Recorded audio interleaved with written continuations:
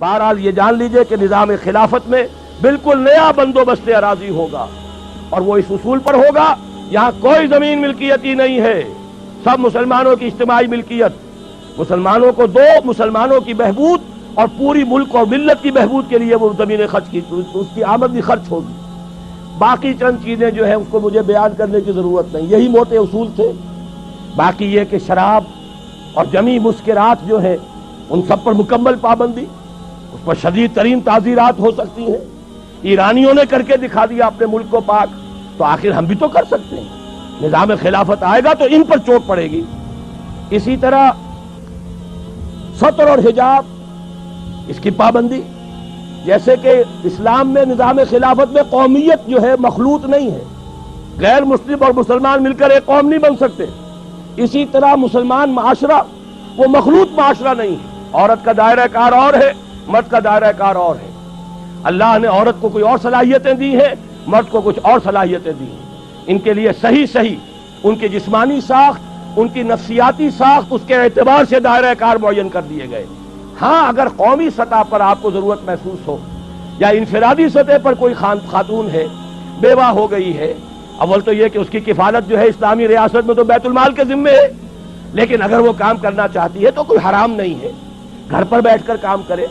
اسی طریقے سے کاٹیج انڈسٹری کا اہتمام کریں، آپ سرکاری سطح پر اہتمام کریں۔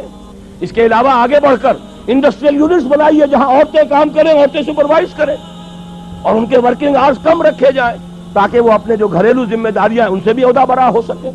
ویئر دیر از اے ول دیر از اے وے۔ آپ اگر اسکول بنا سکتے ہیں لڑکیوں کے علیحدہ، کالج بنا سکتے ہیں، یونیورسٹیاں کیوں نہیں بنا سکتے؟ یہ کیا ضروری ہے کہ مردوں کے ہسپتال میں عورتیں نرسیں ہوں؟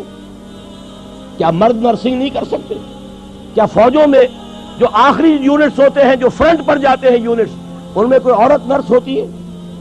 جہاں کسی کا ہاتھ اڑ گیا، کسی کی ٹانگ اڑ گئی، کسی کے پیٹ کے اندر جو ہے جا کر کوئی ٹکڑا لگا ہے کسی بم کا اور آنتیں باہر آئی ہوئی ہے، وہاں تو کوئی عورت نرس نہیں ہوتی، میل نرسز ہیں۔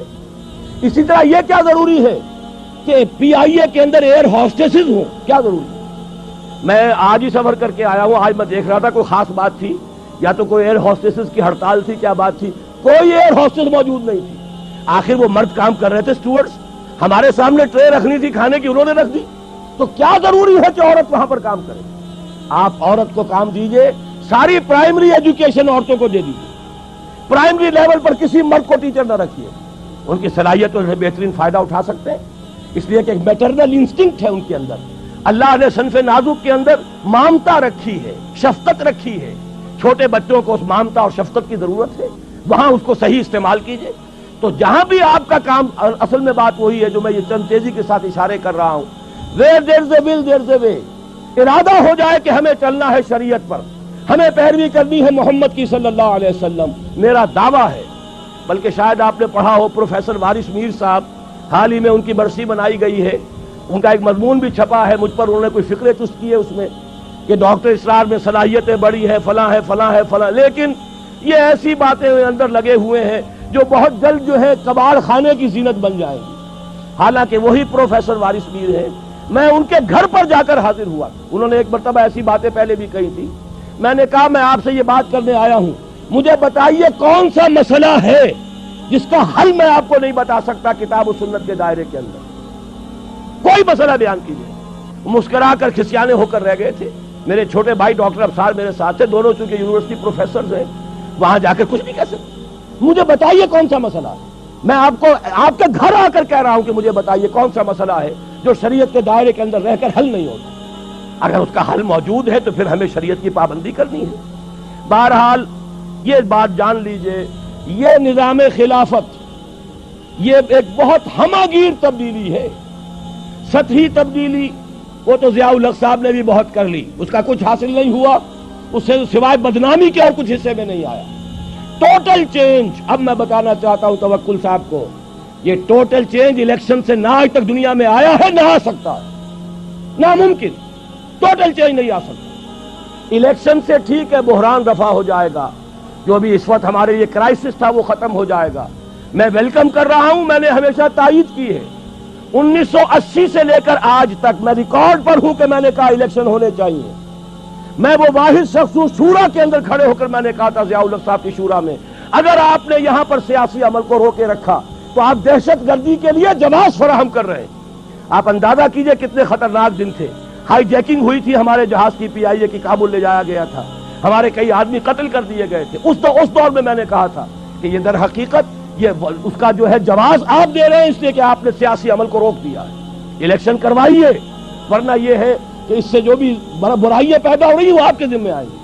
اور اس سے پہلے، یہ تو 82 کی بات عرض کر رہا ہوں، 80 میں پہلی ملاقات ہوئی تھی اور میں نے کہا تھا کہ اگر آپ نے اس پولیٹیکل پروسیس کو روکے رکھا تو پاکستان کے لیے میں اسے سوسائیڈل سمجھتا ہوں۔ یہ میرے الفاظ میں ریکارڈ پر ہیں۔ پھر 1982 کے دسمبر میں نے خط لکھا تھا جو جنگ میں بھی چھپ گیا تھا۔ میں سارے حوالے دے رہا ہوں، میں اس کا قائل ہوں، الیکشن ہوتے رہنے چاہیے، لیکن یہ نظام الیکشن سے کبھی نہیں بدل سکتا۔ این خیال است و محال است و جنو، اچھے سے اچھے الیکشن کرا لیں، صاف سے صاف کرا لیں۔ آج کا لفظ شفاف آ رہا ہے، شفاف سے شفاف کرا لیں۔ بہرحال اندرون سندھ میں تو وہی وڈیرے آئیں گے، ایک چچا نہیں ہوگا بھتیجا آ جائے گا، ایک بھائی نہیں ہوگا دوسرا بھائی ہوگا، جتوئی ایک کی جگہ دوسرا ہو جائے گا، یہی ہوں گے اور کون ہوگا۔ اسی طریقے سے کیا آپ کے خیال میں بلوچستان کے جو سردار ہیں قبائل کے، ان کو کوئی ہرا کے آ سکتا؟ پختون بیلٹ ہے تھوڑی سی پٹھانوں کی، وہاں کچھ علماء کا بھی عمل دخل ہے، عوامی سطح ہے، باقی جو اصل بلوچ ہے، برہوی علاقہ ہے بلوچستان کا، وہاں تو ان کے وہ سردار ہی آئیں گے۔ پنجاب کا آدھا جو ہے سرائے کی، وہ بھی جاگیردار علاقہ ہے، کوئی گیلانی، کوئی مزاری، کوئی لغاری، یہی آئیں گے اور کون آئیں گے؟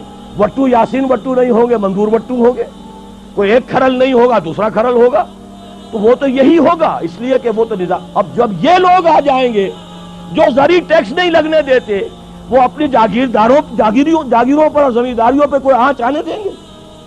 تو ناممکن ہے، محال ہے۔ اس کے باوجود میں نے کہا ہے اگر یہ مذہبی جماعتیں تمام جمع ہو جائیں ہم سپورٹ کریں گے۔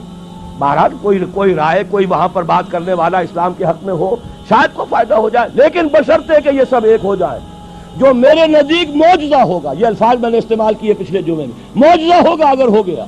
لیکن جیسے قیام پاکستان معجزہ تھا، میں نے ان مضامین میں لکھا تھا جو جنگ میں چھائے ہوئے تھے، اب کتابی شکل میں ہے، استحکام پاکستان، کہ پاکستان کا قیام ایک معجزہ تھا۔ میرے نزدیک اسی طریقے سے ان مذہبی جماعتوں کا جمع ہو جانا معجزہ ہوگا۔ ہم جو ہے ان کی تائید کریں گے، اپنے پلیٹ فارم سے کریں گے، اپنے طور پر کریں گے، ہم کسی کے سائڈز نہیں لینا چاہتے، لیکن ان کی تائید کریں گے۔ لیکن اس سے اسلام نہیں آ سکتا۔ اسلام آئے گا اسی طریقے سے، لا یصلح آخر هذه الامہ الا بما صلح به اولها، اور یہ حضرت ابو بکر کی ایک تقریر کا جملہ ہے، جیسے حضرت عمر کی ایک تقریر کا میں نے جملہ سنایا آپ کو، من بایا خلیفتا عن غیر مشورت المسلمین فلا بیعت له، مسلمانوں کے مشورے کے بغیر اگر کسی کی خلافت کا جو بیعت کی گئی وہ بیعت صحیح نہیں ہوگی۔ اسی طرح حضرت ابو بکر کا قول سنا رہا ہوں، حضرت عمر کو جب انہوں نے مسلمانوں کے مشورے سے اپنا جانشین بنایا تو خطبہ دیا، اس خطبے میں آپ نے فرمایا ان ھذا الامر، مسلمانوں یہ جو ہمارا معاملہ ہے دین کا اور خلافت کا، لا یصلح آخرہ الا بما صلح به اولہ، اس کے آخری حصے کی اصلاح نہیں ہوگی مگر صرف اس طریقے سے جس سے پہلے حصے کی اصلاح ہوئی۔ اور اسی کو امام مالک نے نقل کیا، لا یصلح آخر هذه الامہ الا بما صلح به اولها۔ کوئی بات میں کہہ رہا ہوں، حضور نے کیسے کیا، ہم کیسے کریں گے؟ دیکھیے حضور نے پہلے کام کیا کیا، ایمان کی دعوت بدریہ قرآن، پہلا کام یہی تھا، دعوت ایمان بدریہ قرآن۔ آج ہمیں دعوت تجدید ایمان کرنی ہے بدریہ قرآن، تجدید ایمان، اس لیے کہ ہم ویسے تو مسلمان ہیں، لیکن جیسے کچھ مسلمان ہیں وہ مجھے بھی معلوم، آپ کو بھی معلوم، ایمان کہنے کو ہے، عقیدہ ہے، کتنا کچھ یقین حاصل ہے وہ آپ کو بھی معلوم، مجھے بھی معلوم، لہذا اصل ضرورت ہے تجدید ایمان۔ اور تجدید ایمان بھی وہ جنس نہیں ایمان جسے لے آئیں دکانیں فلسفہ سے، ڈھونڈے سے ملے گی عاقل کو یہ قرآن کے سی پاروں میں۔ تو جو آپ فرما رہے تھے توکل صاحب کہ میں 25-30 برس سے لگا ہوا ہوں، تو واقعہ یہ ہے اس کا اکثر و بیشتر میرا حصہ قرآن کے پڑھنے پڑھانے میں گزرا ہے۔ ہماری تراویح 6-6 گھنٹے رات چلتی ہے دورہ ترجمہ قرآن کے لیے، ہماری قرآن کانفرنسیں ہیں، قرآنی انجمنیں ہیں، انجمن خدام القرآن، قرآن اکیڈمیز ہیں، قرآن کالج ہے، قرآن تربیت گاہیں ہیں، درس قرآن کے کیسٹس ہیں، آڈیو ہیں، ویڈیو ہیں۔ میری زندگی کا بیشتر حصہ شادم از زندگی خیش کے کارے کردم، بہت مطمئن ہوں میں، میرے پاس کوئی جائیداد نہیں۔ ابھی میں ویزا لینے گیا تھا تو وہاں پر جو خاتون تھی ایک کینیڈا کی، انہوں نے پوچھا آپ کی آمدنی؟ میں نے کہا آئی ارن نتھنگ. حیران ہوئی. میں نے کہا اور بات سن لو، آئی اون نتھنگ. میری کوئی جائیداد نہیں، میری کوئی آمدنی نہیں. مرکزی انجمن خدام القرآن ہے، اس کے ایک کوارٹر میں میں رہتا ہوں. میری سہولتیں مجھے وہاں سے حاصل ہیں. 2 وقت کی روٹی یہ میرے بچے ہیں جو کنٹریبیوٹ کر دیتے ہیں، اس سے میں کھا رہا ہوں. اس لیے کہ میرا ایک مکان تھا، وہ میں نے بیچ کر ان کے لیے چھوٹے چھوٹے 3 کمرے کے 4 کوارٹر بنا دیے ہیں اور وہ ان کے نام کر دیے. میرے نام پر، میری بیوی کے نام پر 1 پیسے کی جائیداد نہیں، کسی کمپنی کا کوئی 1 پیسے کا حصہ نہیں، کہیں میرے پاس کوئی بانڈز نہیں، اللہ بچائے رکھے اس لعنت سے، اور نہ کہیں کوئی میرے ہاں اس طرح کی اور کوئی شے موجود ہے. تو یہ اچھی طریقے سے جان لیجئے، میں نے زندگی لگائی ہے اسی کام کے لیے لگائی ہے. مجھے کوئی احساس محرومی نہیں ہے. روٹی مجھے ملتی رہی ہے، آج تک فاقہ نہیں آیا ہے. رزق اللہ نے اپنے ذمہ رکھا ہوا ہے، لیکن میری توانائی لگی ہے میکسیمم قرآن پڑھنے اور پڑھانے میں. خیرکم من تعلم القرآن وعلمہ. اور یہ کس لیے کیا؟ جب انجمن خدام القرآن لاہور کی قائم کی تھی، اس کے دیباچے میں لکھ دیا تھا کہ میں صرف انجمن بنانے کا قائل نہیں ہوں، میرے پیش نظر اقامت دین کی فرضیت ہے، میں ایک جماعت قائم کرنا چاہتا ہوں. یہ پہلا قدم ہے مرکزی انجمن خدام القرآن کا، اور یہ 1972 کی بات ہے، آج سے 21 برس قبل کی جو میں آپ کو بتا رہا ہوں. بہرحال پہلا کام وہی ہے جو حضور نے کیا. فرق یہ ہے وہ کافر تھے، انہیں قرآن کے ذریعے سے ایمان کی طرف دعوت دی گئی. ہم مسلمان ہیں، ہمیں قرآن کے ذریعے سے تجدید ایمان کی دعوت دینی ہے. مرحلہ 1 ہی ہے، اس میں کوئی فرق نہیں. نمبر 2، وہ جو حدیث میں سنا چکا ہوں، آمرکم بخمس بالجماعت والسمع والطاعت والہجرت والجہاد فی سبیل اللہ. اب جو لوگ واقعتاً شعوری ایمان اختیار کریں، شعوری طور پر فیصلہ کریں کہ مسلمان جینا ہے، مسلمان مرنا ہے، ان صلاتی و نسکی و محیای و مماتی للہ رب العالمین، یہ طے کریں نا پہلے. صرف جلسوں سے تو نہیں ہوگا، یہ تو ہوگا تو پھر کچھ کرنے سے ہوگا. اور کرنے کے لیے میدان میں وہ آئے جو پہلے اپنی ذات پر اپنے گھر میں دین نافذ کر چکا ہو. اگر یہ نہیں ہے تو جھوٹا ہے، فریبی ہے، اسلام کا نام لیتا ہے. تو اپنی ذات پر اپنے گھر میں اسلام قائم کرو اور پھر جڑ جاؤ، ایک مل جل کر ایک جمعیت بنو، ایک طاقت بنو، ایک قوت بنو، جماعت بنو، حزب اللہ بنو. آمرکم بخمس، میں تمہیں 5 باتوں کا حکم دے کر جا رہا ہوں. جماعت کی شکل میں رہو، جماعت بھی ڈھیلی ڈھالی نہیں، بالجماعت والسمع والطاعت، سنو اور اطاعت کرو، لسن اینڈ اوبے. ایسی منظم جماعت.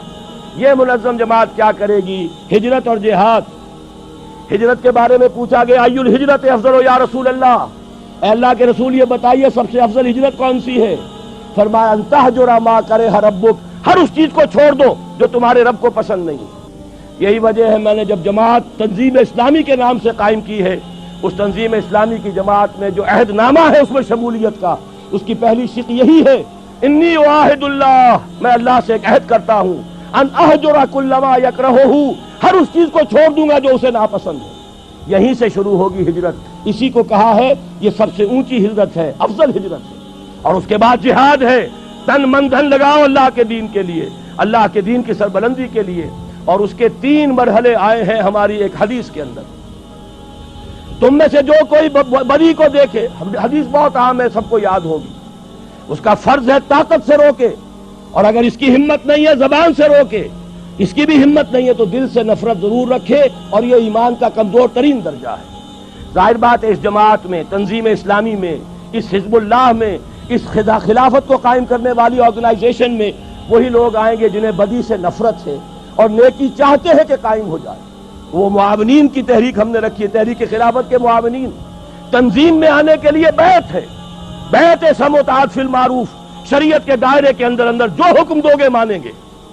وہ حکم کوئی بھی ہو، ہماری طبیعت کے مطابق ہو یا ہماری منشا کے خلاف ہو، شریعت کے خلاف نہ ہو تو مانیں گے. یہ ہماری بیعت ہے تنظیم اسلامی میں شمولیت کی.